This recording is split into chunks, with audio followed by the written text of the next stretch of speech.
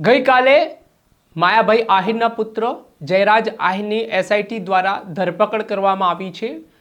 બગદાણાનો ચકચારી case, જેમાં કોળી સમાજના આગેવાન નવનીત બાલદિયા દ્વારા જે ગંભીર આક્ષેપો કરવામાં આવ્યા હતા જયરાજ આહિર પર, ને એસઆઈટીને કેટલાક પુરાવાઓ હાથ લાગ્યા ને ત્યારબાદ આ મોટી કાર્યવાહી કરવામાં આવી। ને આ વચ્ચે મંત્રી કુંવરજી બાવળિયાની એક સૂચક પોસ્ટ સામે આવી છે, જેમાં તેમણે સત્યમેવ જયતે એ શબ્દ લખ્યો છે। ત્યારે શું છે આ પોસ્ટ પાછળનું રહસ્ય, વિગતે વાત કરીએ। વૈષ્ણવજન તો તેને કહીએ જે પીડ પરાઈ જાનાને રે। નમસ્કાર દર્શક મિત્રો, નવજીવન ન્યૂઝમાં આપનું સ્વાગત છે। હું છું ફૈઝાન। આજથી થોડાક દિવસ પહેલા કોળી સમાજના આગેવાન નવનીતભાઈ બાલદિયા પર કેટલાક શખ્સો દ્વારા જીવલેણ હુમલો કરવામાં આવ્યો હતો ને આ ઘટનાથી કોળી સમાજમાં ખૂબ નારાજગી જોવા મળી હતી। આ પ્રકારના હુમલાઓ છે તે સાંખી લેવામાં નહીં આવે ને આમાં ચોક્કસથી ન્યાય મળે તે માટે કોળી સમાજના આગેવાનો મેદાને આવ્યા હતા। રાજ્ય સરકારમાં રજૂઆત પણ કરવામાં આવીને ત્યારબાદ એસઆઈટી આ સમગ્ર મામલાની તપાસ કરી રહી હતી। એસઆઈટીની કામગીરી સામે શરૂઆતના તબક્કામાં કેટલાક સવાલો કોળી આગેવાનોએ ઉઠાવ્યા। ત્યારબાદ સમય જેમ જેમ વીતતો ગયો તેમ તેમ એસઆઈટીએ તપાસના ધમધમાટની તેજ શરૂઆત કરી।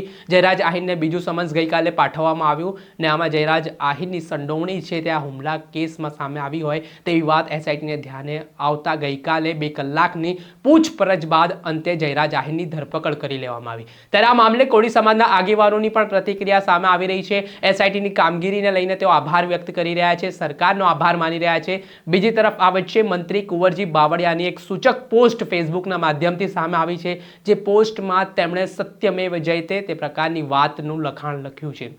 જી હા, જેવી રીતે વાત કરીએ તો કુંવરજી બાવળિયાએ તેમણે કહ્યું કે અગાઉ પણ નવનીત બાલદિયાના કેસમાં તેમણે ગૃહમંત્રી સાથે ચર્ચા કરી હતી, સંવાદ કર્યો હતો ને આમાં કોળી સમાજને ન્યાય મળે તે માટે તેમણે કહ્યું ગઈકાલે મીડિયાને બાઇટ આપતા દરમિયાન નિવેદન કરતા કે આમાં કોળી સમાજ પ્રત્યે ગૃહમંત્રી અને સરકાર પોઝિટિવ પહેલાંથી હતી ને આમાં જે એસઆઈટીની તપાસ કરવામાં આવી, એસઆઈટીના અધિકારીઓએ જે મહેનત કરી ત્યારબાદ તેમણે કહ્યું કે આમાં કોઈ પણ ચમરબંધી હોય તેને છોડવામાં નહીં આવે। ગમે એટલું મોટું માથું હશે, જેની પણ સંડોવણી હશે, જે આરોપી હશે તેની સામે કડકમાં કડક કાર્યવાહી તેમની સરકાર કરશે। ત્યારે ગઈકાલે આ જયરાજ આહિરની ધરપકડ થઈ ને ત્યારબાદ કુંવરજી બાવળિયાની આ પોસ્ટે ગુજરાતના રાજકારણમાં ખળભળાટ મચાવવાની શરૂઆત કરી છે।